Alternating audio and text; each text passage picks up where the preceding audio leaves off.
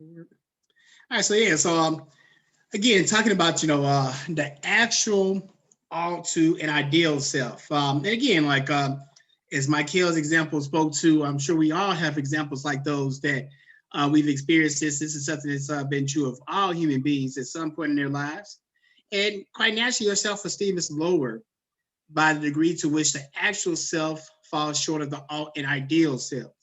This is why I really encourage you, or I'll say this: one of the things that's been really helpful to my own self-esteem is just try to be like the same self all the time. This ain't perfect. Again, I know that my ideal self, again, like, but also understanding the ideal self means that recognizing areas where I fall short, and also giving your space, Jakir, to feel okay with that. That it, particularly if you understand the reasons why you fall short. So, Michael, using the academic example, they're like, look, um, you know, we don't want to beat down your self-esteem. But there are times, Maisha, where we need to force you to look at your actual self as you really are, not the self that you think that you are, that you've imagined you be because you got a 3.8 GPA in a whole bunch of classes where ain't nobody really challenging you. Because again, that's we get our self-esteem through stuff like that. I got a 3.9, but you don't know none, dog. And that's okay. That is okay. You need to understand your actual self, and your actual self sometimes may be a student with a good GPA that maybe does not have as much knowledge in his career as I need to have. Because, Michael, the example that you use in terms of going up to the board, your self-esteem may take a hit in that moment, but then you want to use some introspection and begin to ask yourself, why did that happen? Did it happen because I'm just not intelligent? Or did it happen because maybe I could have done a little bit more to prepare before I went up to the board, and if I prepare next time, maybe that won't happen again. This is important because it's so many things that you can't control, but we have a lot of control between, and we have a level of control in minimizing those gaps between our actual self and our ideal self. But the first step in education is that you got to really take an honest look at who you actually are, not the person that you portray yourself to be on Facebook and stuff like that. Actually, I will do this. I was gonna, because I want to get through some of the lecture, do this. I'm gonna give y'all 2 minutes on this.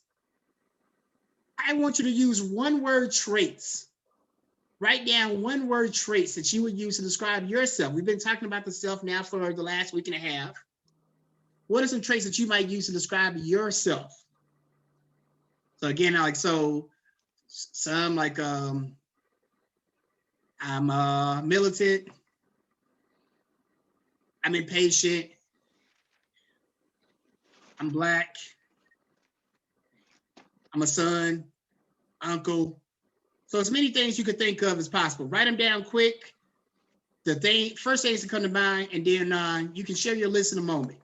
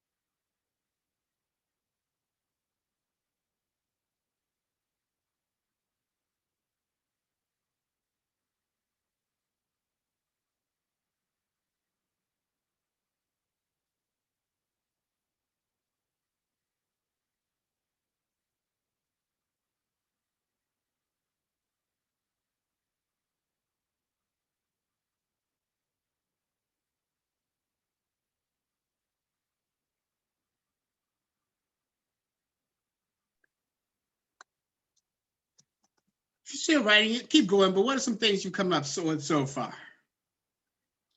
One word traits. Um, Oh, you go, you go. all right. You want me to go through the whole list or just like? Yeah, tell me everything. All right. So for right now, I got courageous, intelligent, masculine, individual, blunt, aggressive, respectful, and black. I heard you say something like that. Good. Others. Go ahead, Ron. Um, I got intelligent, humble, helpful, impatient, hardworking, lazy, thoughtful, and then I did put black, but I just thought in my mind. But until you said black, that didn't pop up in my mind. I don't know if that's a bad thing or not, but No, not at all. yeah. Not at all. Not at all. Not at all. We'll talk about that later on. Anybody else? I would love to hear from at least one of the ladies before we continue on. I said independent, mature, smart, funny, outgoing, determined. Good. Excellent. Excellent. Keep that list close by in y'all notes. And again, I want to get to a couple more points, so I may open up for some others in a moment. Now, you got those traits right. Write down the traits that you would like to describe. If you're describing yourself 5 and 10 years from now, let's go 10 years. We'll go 10 years in interest of time. If you got to write this list 10 years from now, tell me what you would like to be on that list. And I hope that y'all see how this exercise is tying back to these concepts, right? I work. Give me your list in 10 years, and then we'll open up in a moment.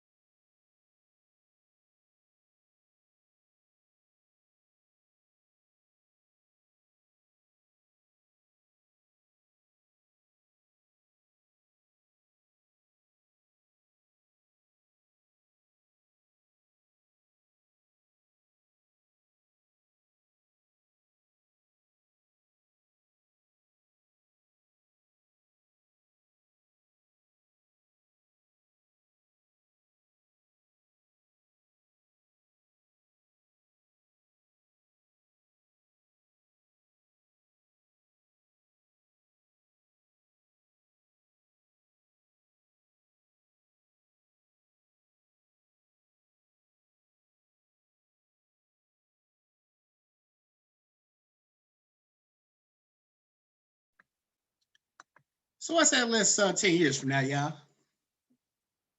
What are the one-word traits that you use to describe yourself looking forward? Well, for me, for that first list, I feel like all that stuff stays the same. Like I still want to have those same traits, but to add on to it, I want to be a hard worker, father, a husband, obedient, and a helper. And that's all I got so far. Excellent, good. Anybody else want to volunteer anything? I'll go. Go ahead, Shakira. Adventurous, giving, energetic, fashionable, Black, spiritual, confident, affectionate, and a wife.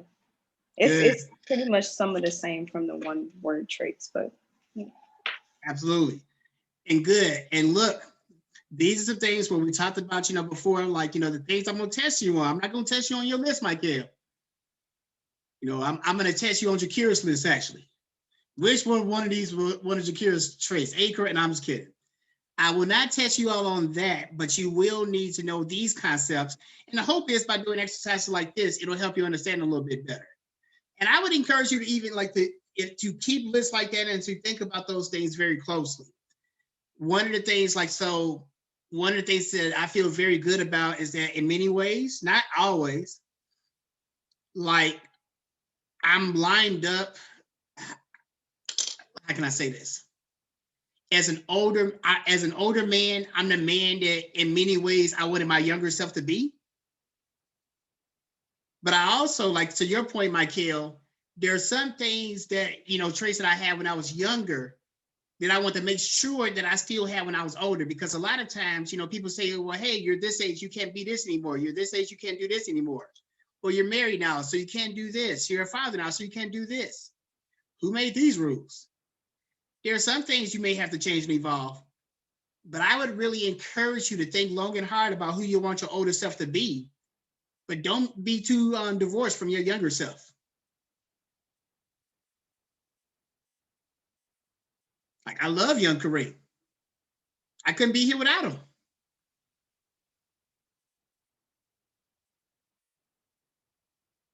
But also, I was very fortunate for people to help me to get some maturity to really think long and hard about, who I wanted to be and why I wanted to be. That's important as well. Self-awareness theory, and the theory, of course, explains scientific cause and effect, is a theory that speaks of self-focused attention and leads us to notice self-discrepancies, thereby motivating either an escape from self-awareness or a change in behavior that reduces the self-discrepancy. So again, when you go up to the board and you see, man, I may not be as good as some of my classmates. Some people, Ron, they escape, well, the teacher, the teacher just don't like me. The question was stupid. I don't really care about math anyway. Or you can try and change your own behavior. I could tell myself like, hey, sure, drinking Red Bull is harmful, but it's not like I'm doing cocaine. Like, that's not the comparison he was making, dog. What they got to do is you continue to drink Red Bull. If you want to drink Red Bull, just drink Red Bull, man. You ain't got to be justifying it by putting cokeheads out here. What they got to do with your situation. Yeah, we do these things ourselves all the time. Again, and I'm not saying that I arrive at these things perfectly. I have rationalized and given myself all types of excuses. But I be having to have some hard conversations like, all right, look, Kareem, that's some bullshit, dog. Kareem, why are you talking to me like this? Because Kareem, you keep talking this craziness. All right, Kareem, you keep talking, I'm gonna rough you off. So what, Kareem, now you want to get tough? You mad? You mad, son? And I joke, but in all seriousness, having honest conversations with yourself. Shape up or ship out. The only thing you can control so there are many things, Michael, in terms of that 10-year from now self that you ain't gonna be able to control. You can't control the fact that, you don't have any game where you can actually meet somebody to marry you. You might not be able to control that. Some people are born with games, some people ain't. So you may not be able to control whether or not somebody marries you or not. But there are things that you can control to maybe make yourself more presentable, once you get into the marriage marketplace. So again, be mindful about the aspects of yourself that you can control, young people. There's a lot to unpack here. So I'm going to start with this on Thursday as opposed to rushing through it. Keep in mind, as always, how everything we talked about is linked back to what we started with. This is chapter 3, the self. We began talking about self-concept. We talked about, again, the 3 components of ourself: the affect, behavior, cognition. Affect is our emotional component. Behavior, what we actually do. Cognition, how we think. Our self-concept is the sum of all of our individual beliefs about ourselves. Our self-schemas, which we talked about earlier in this class, is information that we feel is self-relevant. That again, so Ron, being Black may not be part of your self-schema. That being a son or being a Baptist may be more important. Self-concept, again, consists of many self-schemas that don't always say the same. So your self-schemas now at age 20 may be different when you're 30. We again talked about, the biological aspects of this. So we talked about how the brain reacts in certain ways in terms of in how our self develops. We looked at research and looked at other animals in terms of helping us understand, our visions of self. And we see that some of these things that we thought were uniquely human are not. But being able to even see yourself as a separate entity is something that, most species are not able to do. We discussed how important introspection is towards developing a strong self-concept. Introspection, where you really take time to honestly look at your beliefs, attitudes, desires, and motivations. Keeping in mind, as we talked about in earlier chapters, that many of our motivations are subconscious.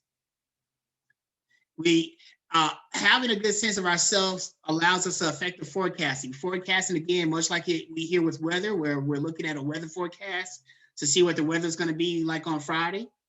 Understanding ourselves allows, so again, Michael, when you're making this list for yourself about, what you want, where you want to be 10 years from now, you had a forecast within that as well, in terms of like, okay, look, how am I going to react to this situation? How am I going to respond to this? When this happens, how might I react? Jakira, you need to be effective forecasting, like, about how your life is going to be affected when you're in grad school. It will be. So you need to already be thinking about, like, okay, look, how's this going to affect things with me and my man? How's this going to affect, like, my mama want me to come home for Thanksgiving? How's this going to affect me when I want to, I want to watch Love and Hip Hop? All those things, again, keep it in mind. Self-perception theory. The next chapter we're going to talk about, Rod, is person perception, how we perceive other people. But part of how we perceive other people is very much tied into how we perceive ourselves. Keep this in mind later on. As Jakira was talking about, we have to be mindful about social media and how that can, where many people put false representations of themselves and very, very rarely complete versions of themselves. We talked about, again, where one of the ways that we get to learn about ourselves is, very early on, in particular, comparing ourselves to other people, where Ron, you may learn how good you get a self-concept about how good you are in basketball. What's one of the ways that we get that, like, very early on, how good we are? Affirmations, right? Like, yo, he hit that, yo, you doing mad good. Like, if you're in a basketball team, you make a shot, everybody cheer for you. You're like, damn, I'm good at this. Yeah. Absolutely. But also when we play pickup basketball, if you get picked last all the time, that might be a message of where your peers feel like you fall in the pecking order. Yep. And we begin to see, like, damn, like, so I must be, like, a scrub. Damn, like, ain't nobody picking me. What the hell is going on? So that, again, is like real world effect. But on social media, so I say that it can be healthy, right? Where you may learn early on, Ron, as I had to learn, and I was decent, but I knew early on I wasn't gonna be able to make a career out of playing basketball. And that was helpful and saved some time. And again, like, if you want to be a model, it's possible that, you can do that when you're, if you're like 5'1", but for the most part, they'd be looking for big Amazon girls. So being able to understand that, is important. But there are limits to it, where sometimes we make, with social media, we make false social comparisons. So Michael, again, you're looking at, hey, my ideal self wants to be at this stage when I'm 21. But when I go on social media, I see all these other 21-year-olds, and they got fat cars, they got fat shoes, they got all these women, they traveling, doing all this stuff. What's wrong with me and my life? Usually nothing. That's a false portrayal that you're often seeing on social media. But as Jakira has spoken about, it can actually affect your real world self-esteem and self-concept. So you got to be very mindful about those kind of things. We talked about how culture can affect your self-concept, whether you see yourself as individual or, again, as part of the collective. So again, part of my, identification, like it's saying Black is on my list, is that, it's a collective culture, and the group in this country is being viewed very differently, where, for better for worse, oftentimes that is the first and last thing that people will notice about me over any and everything else. Social class can impact our sense of self. And then we dovetail into our discussion today about self-esteem. We should get through most of this chapter on Thursday. Please make sure that you are up to speed on the reading. Follow along in the syllabus according to where you should be at there. And I hope to see some rough drafts of those writing assignments soon. If there are no further questions, you all can have a wonderful afternoon. You Okay, too. yeah, Michael. Oh, I'm sorry. I thought you had a question. All right, you have a good one. Peace, y'all.